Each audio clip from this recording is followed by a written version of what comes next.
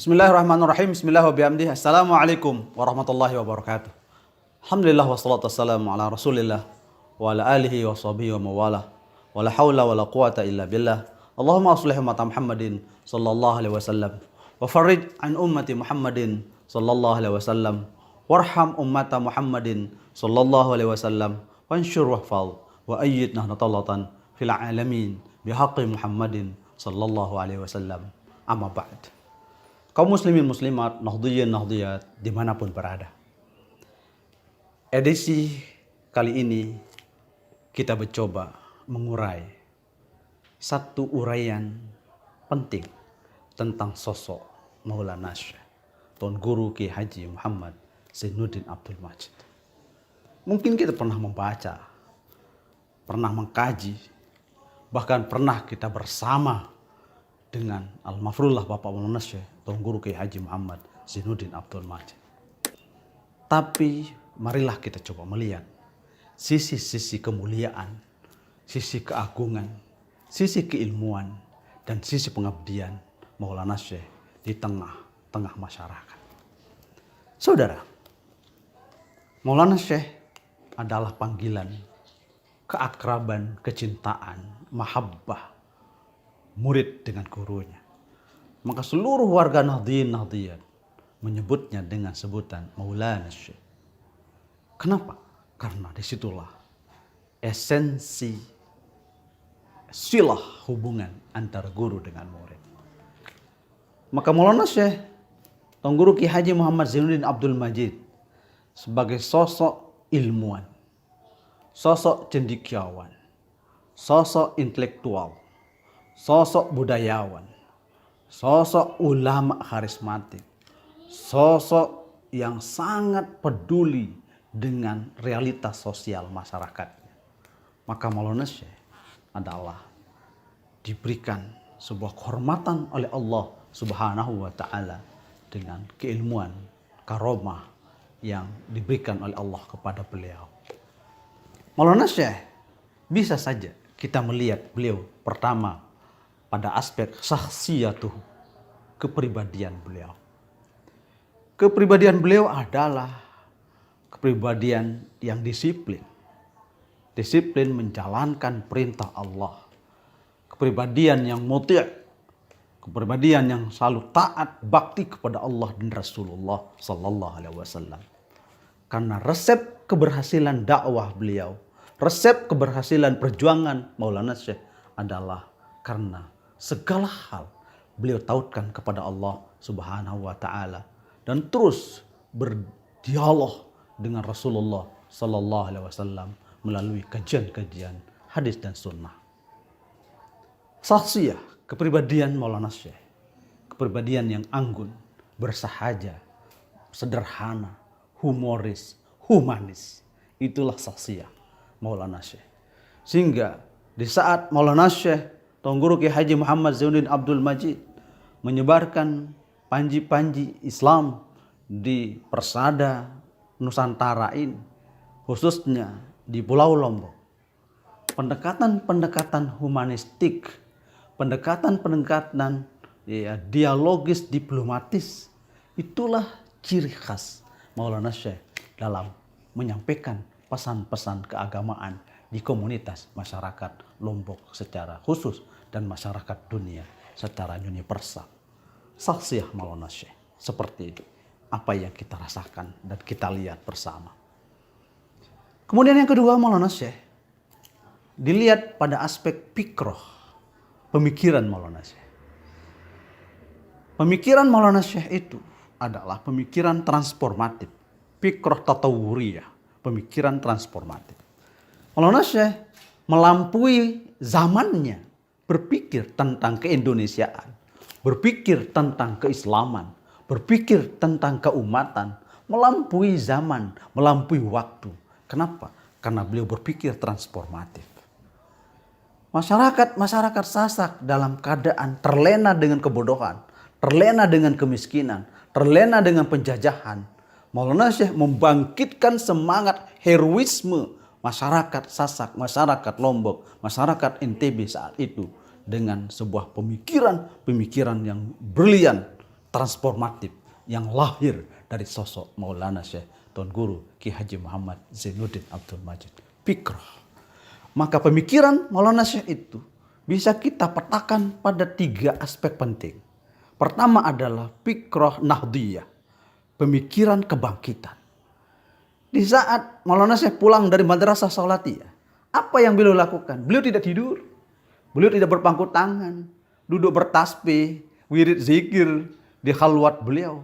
Tapi yang beliau lakukan gerakan pertama adalah gerakan memompa semangat perjuangan pada kaum-kaum muda, kaum-kaum bangsa, anak bangsa yang untuk membangkit melakukan perlawanan kepada penjajahan Belanda.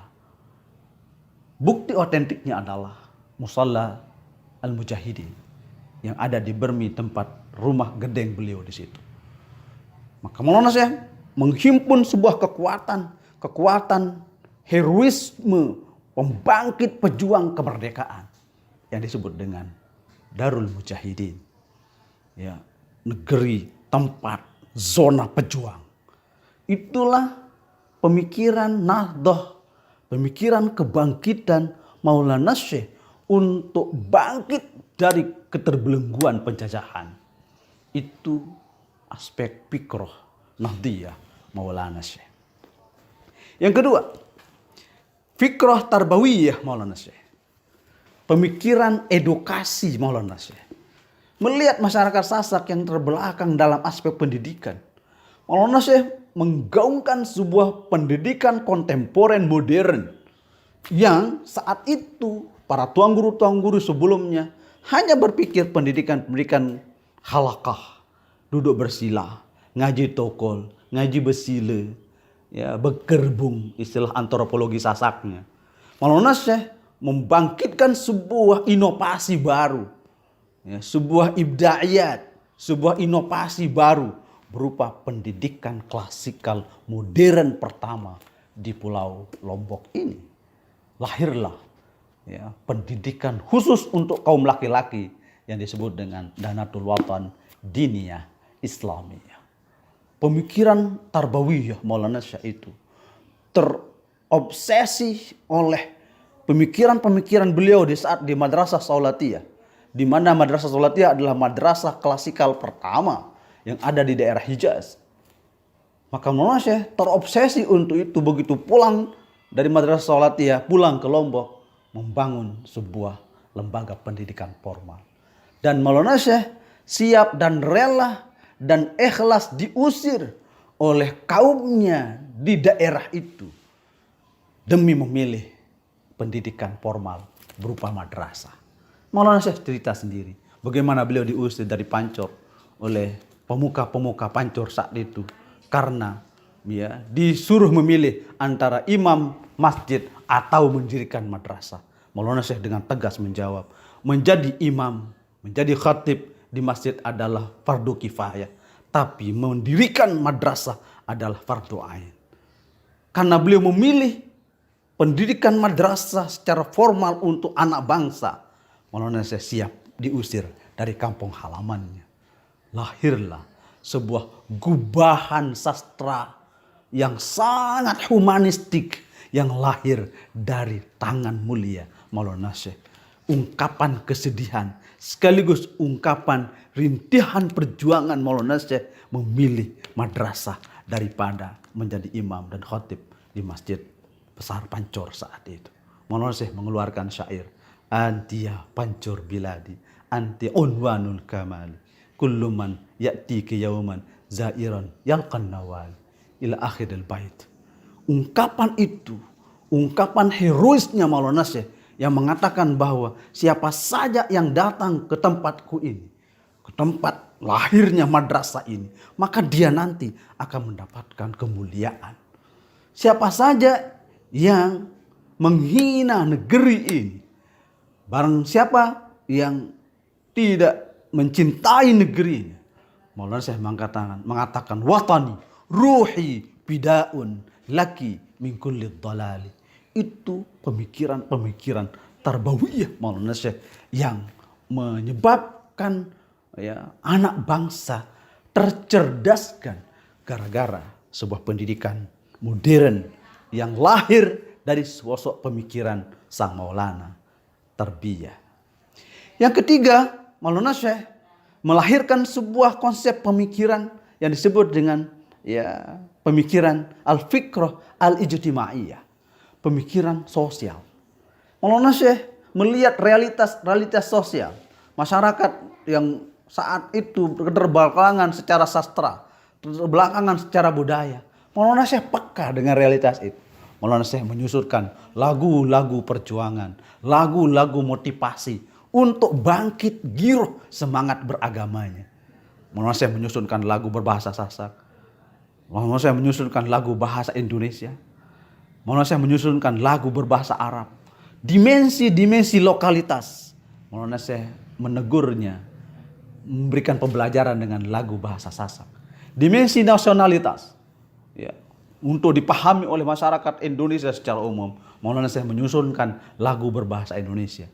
Untuk dipahami oleh masyarakat dunia, Maulana Syekh menyusun lagu-lagu perjuangan dengan bahasa Arab. Itulah sosok pemikiran Maulana Syekh. Satu lagi, pemikiran Maulana Syekh itu yang tertuang dalam fikrah al-jamaiyah, pemikiran organisatoris. Bahwa Maulana Syekh tidak hanya terkungkung pada aspek-aspek pendidikan formal atau aspek-aspek sosial semata, tapi Maulana Syekh berpikir out of the box, di luar kebiasaan manusia saat itu. Tuan Guru saat itu beliau mendirikan sebuah lembaga organisasi Islam untuk setara organisasi itu dengan ormas-ormas Islam yang besar yang hidup berkembang pada masa itu di era Maulana Syekh. Pemikiran jamaiyah Maulana Syekh itu lahir dengan simbol bulan bintang bersinar 5 yang disebut dengan Nahdlatul Watan. Saudara, melihat sosok Maulana Syekh pada aspek fikirah ini, itulah esensinya. Kenapa Maulana Syekh diberikan penghormatan besar oleh bangsa dan negara? Karena pemikiran yang sangat universalitas itu. Dan yang ketiga, kita potret Maulana Syekh itu dari aspek harokah, gerakan. Gerakan Maulana Syekh itu adalah gerakan yang bisa membangkitkan semangat optimisme masyarakat. Harokah, pergerakan Maulana Syekh. Harokah tarbawiyah, harokah dakwah Maulana Syekh. Di mana Maulana Syekh simbol atau filosofis pergerakan Maulana Syekh itu adalah seperti matahari yang tidak pernah berhenti berputar dan menyinari alam semesta bumi ini. Maulana Syekh sepertilah filosofis hidupnya. Tiap hari, pagi, siang, petang selalu memberikan sinar rohani, spiritualitas, edukasi kepada masyarakatnya. Maka wajarlah Maulana Syekh selalu di hati para muridnya, para pencintanya, dan warga, bangsa, dan negara. NW menjadi visi misi kebanggaan Maulana Syekh yang beliau tuangkan dalam sebuah doa, wansur, wahpal, wa ayyid Nahdlatul Watan fil alamin bihaqqi Muhammadin sallallahu alaihi wasallam. Itulah Sang Maulana. Potretlah Sang Maulana pada aspek saksiyahnya, kepribadiannya, kemudian aspek pemikirannya, dan aspek pergerakan dan perjuangannya. Barulah kita mengenal siapa Maulana Syekh sesungguhnya. Beruntunglah kita menjadi murid dan pengikut dan pecinta Maulana Syekh. Mudah-mudahan kita bersama beliau minad dunya ila daril akhirah. Amin, Allahumma amin. Wallahul muwaffiq wal hadi ila sabil rasyad. Wassalamualaikum warahmatullahi wabarakatuh.